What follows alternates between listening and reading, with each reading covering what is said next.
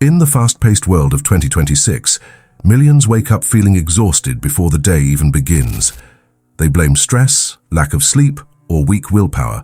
But the real enemy is often hiding in their daily plate.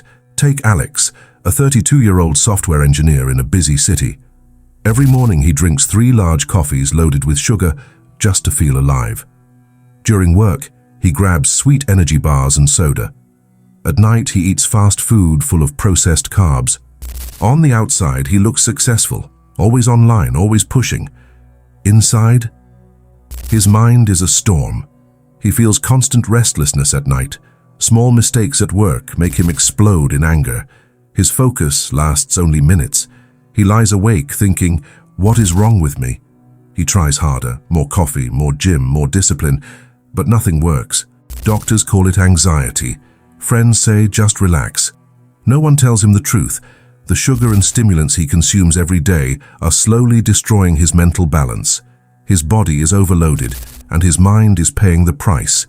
This is not a new problem. Centuries ago, in the ancient mountains of Japan, a samurai named Renji faced the exact same invisible battle. His story is not just history, it is a mirror, and it holds the secret that can change everything. Chapter 1. The Warrior Who Lost His Balance. In the rugged mountains of old Japan, where every breath carried the weight of survival, lived a samurai named Renji. He was respected across the village. His posture was always straight. His strikes were sharp and clean, his training never stopped.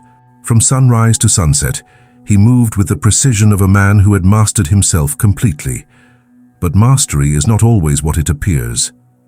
At first, the change came quietly. Renji began waking in the middle of the night, not from noise, but from a restless mind that refused to rest. Thoughts circled without purpose. Small worries grew heavy. The silence he once loved now felt heavy and empty. He told himself it was normal. Warriors endure. He pushed the feeling down and trained harder. During practice, the first cracks appeared. His sword still moved fast, but something was missing.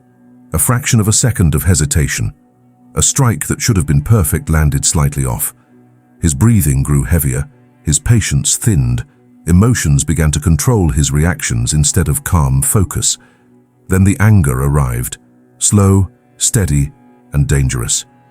It started with small things. A student's mistake during training irritated him more than it should. A simple comment from a fellow samurai stayed in his head for hours.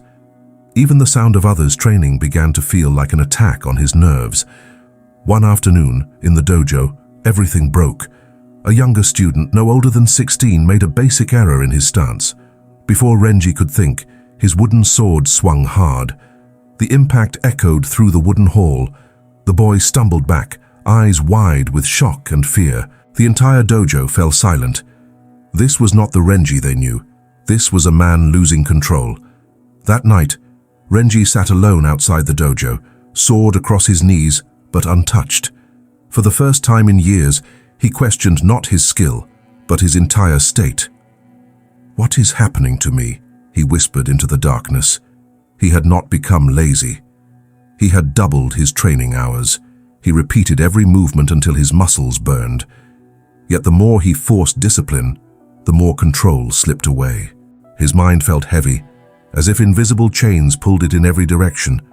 It was not simple tiredness. It was something deeper. A fog that refused to lift no matter how hard he fought. The master arrived without sound, an old samurai known not for battles won, but for the quiet power of his awareness. He sat beside Renji and said nothing for a long time. The night wind moved through the trees. Finally, the master spoke. "You are fighting the wrong enemy, Renji." Renji kept his eyes on the ground. "My mind is unstable. I am losing everything I built." The master shook his head slowly. "Your mind is only reacting. Tell me, what have you been putting into your body?" Renji looked confused. "The same as always. Rice, tea, dried meat, and sweets from the market when I need energy." "How often?" the master asked calmly. "More than before," Renji admitted. "The tea many times a day, the sweets almost every afternoon." The master nodded as if he had already known the answer. "There is too much stimulation in your system. Too much sugar, too much caffeine. No rhythm, no rest," Renji tried to argue. "But I train harder than anyone. My body is strong." "Strength is not balance," the master replied. "You think your anger, your anxiety, your lack of focus are signs of personal failure. They are not. They are signals from your body." The word landed with weight. Signals. "For days," the master continued, "you have been feeding chaos into your body. The energy rises too fast, then crashes. Emotions rise with it. When the cycle repeats, you believe something is broken inside you." Renji lowered his head. Because that was exactly what he had believed, the master stood slowly. "You are not broken, Renji. You are overloaded. And if you truly want control again, you will not begin with your sword. You will begin with your habits." He walked into the darkness, leaving Renji with one final truth hanging in the cold night air. The battle he had been fighting was never outside. It was inside his own daily choices, and for the first time Renji understood that the real enemy wore no armor. It came in the form of a sweet taste and a quick rush of energy. That night, for the first time in weeks, he did not reach for more tea. He simply sat with the discomfort and began to watch. Chapter 2. The poison you don't notice. The next morning, Renji expected the usual command to train with weapons. Instead, the master led him to a simple wooden table inside the temple.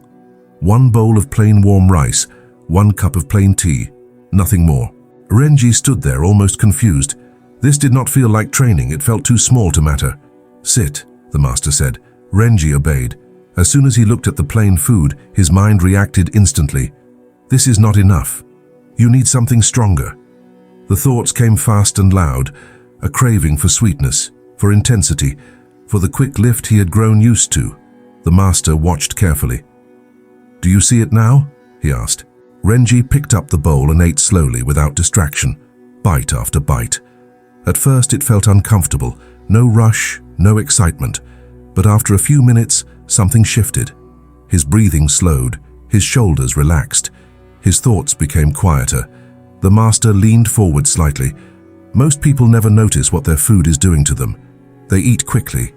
They eat from craving. They consume without awareness. Then they wonder why their mind feels broken. He pointed at the simple bowl. "This is where clarity begins, or where it ends." Renji placed the bowl down. For the first time, he was truly listening.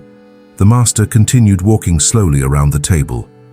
"Every input you give your body creates a response.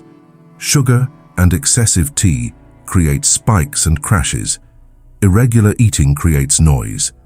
When the body is unstable, the mind follows." Renji began to see the pattern clearly now. The sudden energy, the crashes, the irritability, the scattered focus. "Your anger is often not emotional," the master said. "It is physiological. Your anxiety is often not fear. It is overstimulation. Your lack of focus is often not weakness. It is noise from the wrong inputs." That entire day became a new kind of training in awareness. Renji drank water slowly and noticed how his body responded. He ate only at set times, never from sudden urges. He avoided anything that promised quick energy. The cravings came anyway, strong, persistent. They whispered, "Just a little. It won't matter. You deserve it." Renji felt the tension rise in his chest, but this time he did not act. He watched the urge rise like a wave, then slowly fade. It did not vanish immediately, but it lost its power. The master observed quietly. This is where most men lose the battle, not in war, but in small, repeated choices. By evening, Renji felt different, not perfect, but lighter. That night he slept deeply for the first time in many weeks. No racing thoughts, no tension, just clean silence. When he woke, the master was already waiting. "You feel it," the master said. Renji nodded. "It is quieter, because you removed the poison that was disturbing it." All this time Renji had tried to control his mind by force. Now he understood the truth. The mind calms itself when the body is no longer overloaded. The real discipline had begun. Chapter 3. The Sword of True Clarity. Days turned into weeks. Renji no longer measured progress by how hard he trained. He measured it by how present he remained. Each morning he sat facing the mountains and watched his breath. No goals, no force, just pure observation. The mind still tried to pull him away, but now he simply noticed and returned. The master eventually brought the sword back. But this time the training was different. Strike only when you feel complete stillness, the master said. Renji stood opposite him. He waited. Urges came. The old habit to attack fast, to prove himself. He let them pass. Then, in a moment of perfect emptiness, his body moved on its own. One clean, effortless cut. The master stepped aside without blocking. No praise, no correction, only silence. You struck from presence, the master said. That is enough. From that day, training became moving meditation. They walked the stone paths with swords in hand, every step and every breath perfectly linked. The sword no longer felt like a weapon of force. It felt like an extension of quiet awareness. Then came the real test. One morning, the dojo was full of students. The master announced, "Today, Renji will demonstrate one single movement 10 times. Watch not his technique, watch his state." Renji performed the cut again and again, slow, clean, without tension. The students noticed something new. His eyes are calm. His breath never breaks. There is no extra movement. One young student, the same boy Renji had once struck too hard, stepped forward. "I see peace," he said quietly. The word landed deeply. Renji realized he had not earned this peace through more effort. He had allowed it by removing what blocked it. The master spoke to everyone present. True discipline is not tension wearing a mask. True discipline is space. Space for the body to move naturally, for the mind to rest naturally, and for others to see their own possibility in you. After the session, the students left in silence. Only the boy remained. "I was afraid of you before," he said. "Now I am not." Renji met his eyes. "I was afraid of myself. Now I am learning not to be." That evening, as soft snow began to fall outside the temple, Renji sat with the master, one last time. "You have returned to balance," the master said. "Not by becoming stronger, but by becoming less craving, less forcing, less noise."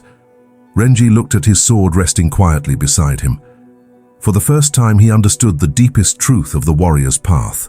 The greatest strength is not in how much you can push. And in that quiet moment, with snow falling softly and his mind finally clear, Renji knew the battle was never against the world. It was always against the unseen poison he once invited into his own body every single day. The same poison many still invite today. Remove it, and the mind will calm itself. The sword will move with perfect clarity, and the warrior will finally be free.